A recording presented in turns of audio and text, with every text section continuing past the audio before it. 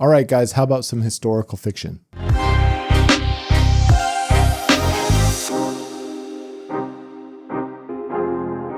Hey guys, welcome back to the channel. My name's Theo. Thank you so much for hanging out with me a little bit today. I'm really excited to do this video. It's one that I've wanted to do for a little while now. That is my historical fiction TBR. Really what this video is going to be about is my top priority historical fiction TBR, all the books that I really want to get to in the historical fiction genre over the next, I don't know, probably like 12 months or so. I fit historical fiction in whenever I can. As you guys may or may not know, about a month or two ago, I finished the Warlord Chronicle by Bernard Cornwell. And that was my first real introduction to historical fiction, as well as Bernard Cornwell's writing, which I fell in love with. I did read some, historical books and stuff back in the day, but nothing that I would really consider true, compelling and engaging historical fiction. They read more like history books, and I didn't really know that historical fiction could be so good. I also just want to preface this by saying I'm going to exclude myth retellings. For example, I have Madeline Miller's books on the shelf behind me,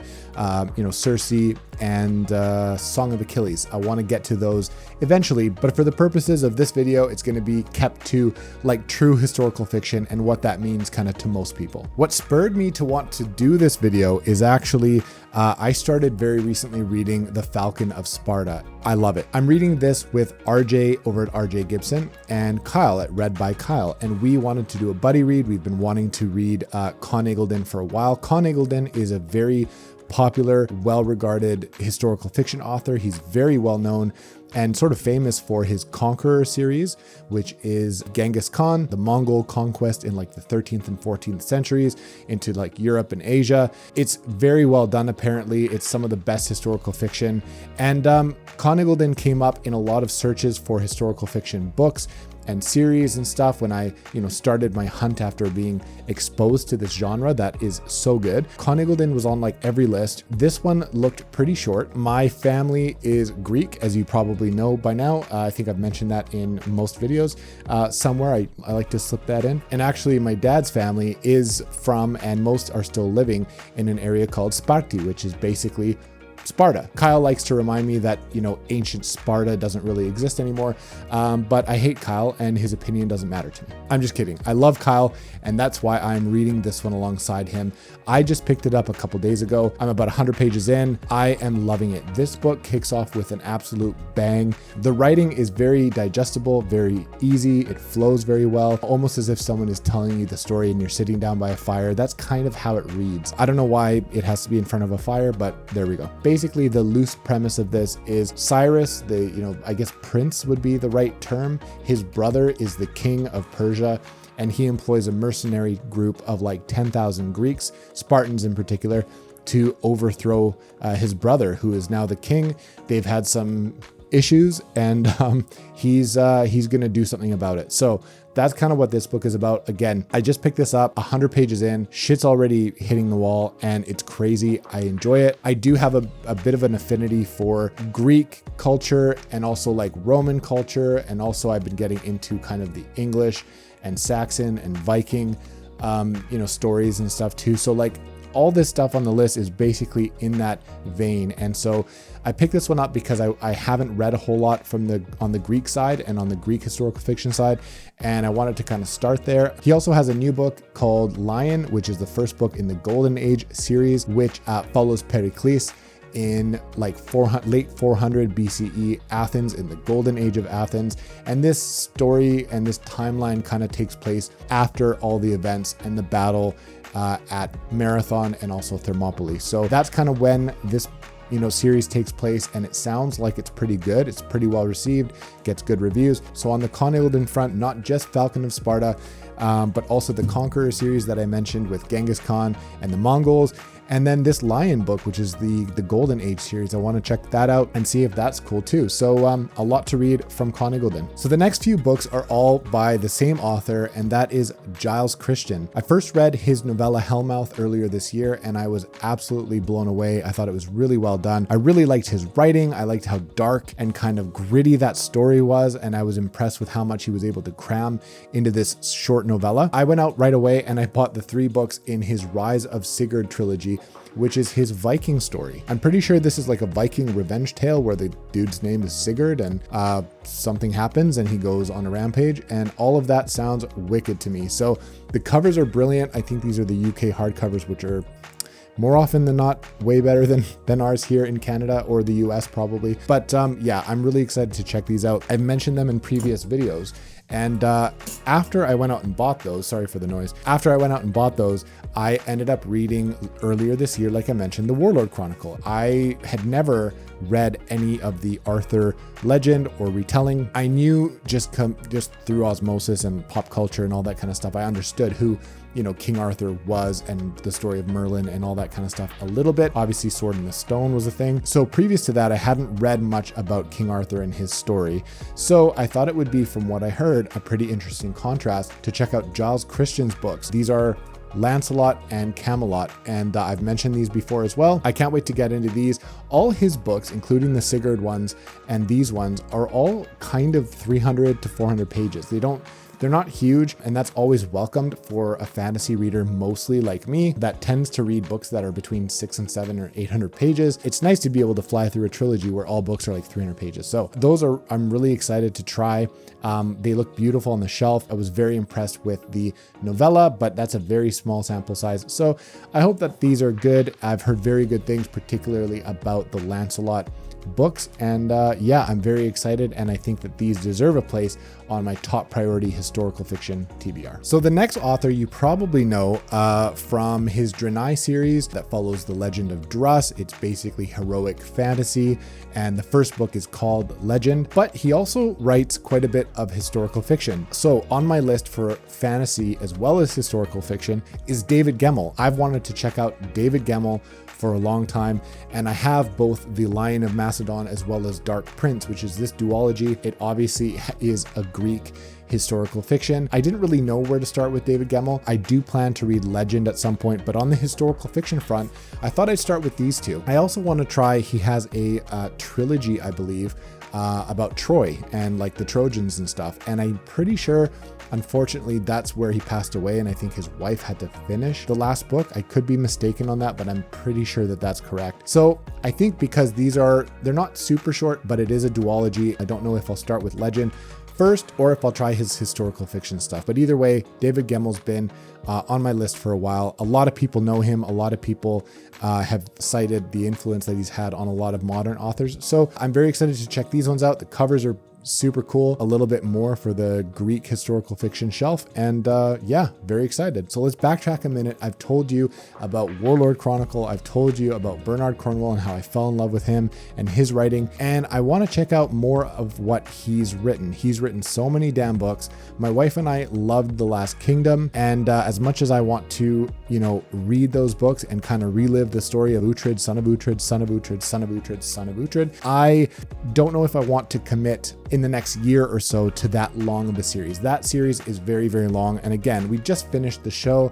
We're waiting for the movie to come out, which I'm excited for. I'm pretty sure it's a follow-up movie. In the meantime, he has a lot of other stuff that I can jump in and read. So I did pick up at a used bookshop Agincourt, which talks about the Battle of Agincourt in like the 1400s between the English and the French. I've heard that this is not his best book, but I feel like a mediocre Bernard Cornwell book is still going to be a blast. So I picked this up because it's a beautiful cover. It's a first edition kind of used copy that I found in good shape, and it's a standalone, and so you don't get in fantasy a lot of standalones. And even on the historical fiction side, there are a lot of series, as you'll see. So, you know, this one is kind of nice to have on the shelf. It's standalone, it's Bernard Cornwell, and it might be the right thing to jump into after the Warlord Chronicle. Maybe start with something a little bit smaller. It's not huge, the paper is really thick, it's not big. Jump into something like this as a standalone and see if Bernard Cornwell continues to click with me. And if he does, there's a ton of other ones to try, like his Sharp series, as well as, of course, when I find the time to commit to a long one, and when I sort of want that Uhtred, Viking, Saxon itch, go back and read not the Last Kingdom, the Saxon stories. The next one I'm kind of excited to show off, and this is probably going to make an appearance in my next video, which is going to be a book haul, and that is Shogun by James Clavelle. This is sort of a deluxe, collector's edition. It's absolutely beautiful. There's maps, there's some illustrations and stuff in it. It's super sexy, and I've wanted this copy for a long time. And this is one of the books in his Asian saga, which is 6 books. And this is actually chronologically the first book, which takes place in feudal Japan in like the 1600s, but in publication order, because I think they were published from 1965 or something to 1993. This was published in 1975 and is actually the 3rd book published in that series. But as far as I know, they're all sort of standalones. They all share a theme, but they're not necessarily a series. Basically, these books focus on Europeans sort of landing in Asia and the clash of cultures and sort of the difference in civilizations and that sort of stuff. It explores that very well. Again, this one's feudal Japan. From what I can tell and the research I've done, which I have to admit, not a whole lot, they're not linked. They're not a series that has to be read together. You can pick and choose and read them separately, and I think that you can enjoy them just like that. As usual, I don't mind being corrected in the comments. I want to read these books. I want to enjoy them. And so if I'm kind of off on anything, or if there's a different reading order, or if there's a different book I should choose instead, or if I'm mistaken in any one of these or how they should be approached, go ahead and let me know in the comments. I'm curious what you guys think. Another quick one I'll just touch on is one that is on a lot of people's list. This was first brought to my attention, I believe, by the Brothers Gwynne, who are exceptionally well read in the historical fiction genre. And that is Gates of Fire by Stephen Pressfield. Not much to say about this one. Again, it's a nice short little standalone historical fiction.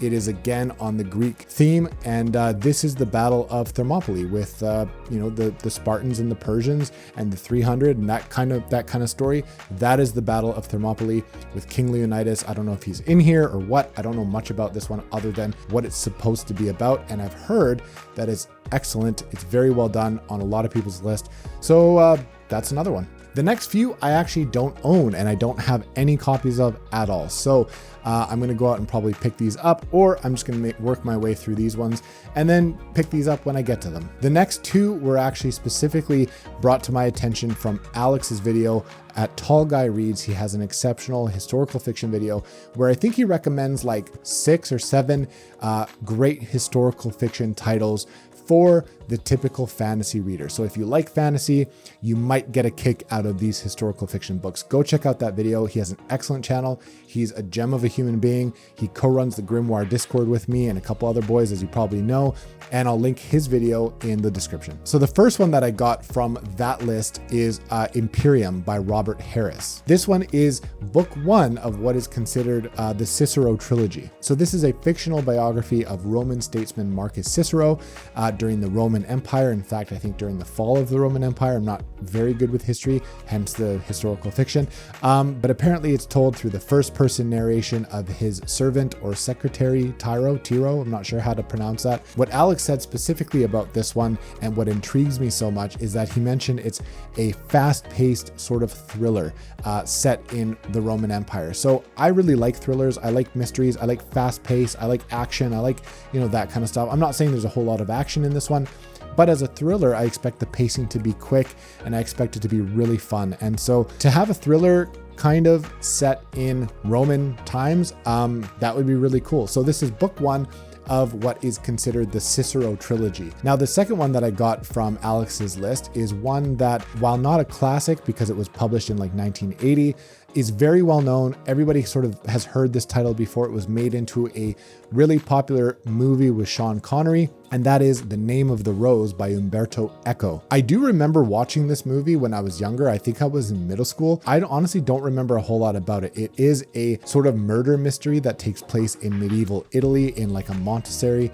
and that's honestly all I know. It sounds awesome. It's very popular. A lot of people enjoyed the book and the movie. Honestly, I can't remember a whole lot. So that is one that's definitely on my list, and one that comes up an awful lot on sort of best of the best historical fiction. The next entry is an author that I want to try, and I see that he is very well known in historical fiction genre. His name often comes up. He has written a ton. He has a ton of different series, and that is Christian Cameron. If you search him on Goodreads, you'll see all of those titles pop up, and it appears that most of them are rated very, very well. Like, it has some very impressive ratings.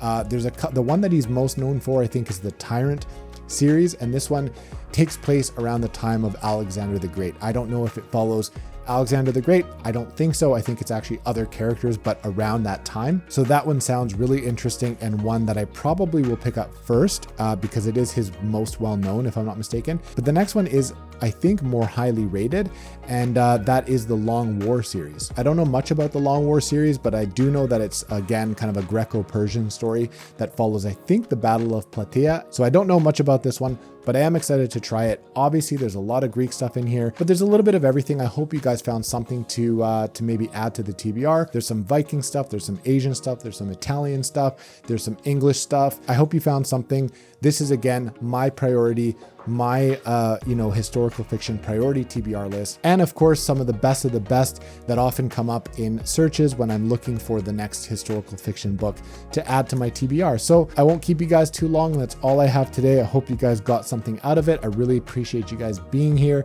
If you have any comments about the books that you've seen, if you've read some of them, if you're curious about some of them, I'd love to know what you guys think in the comments. That's it for now, guys. I will catch you guys soon on the next one.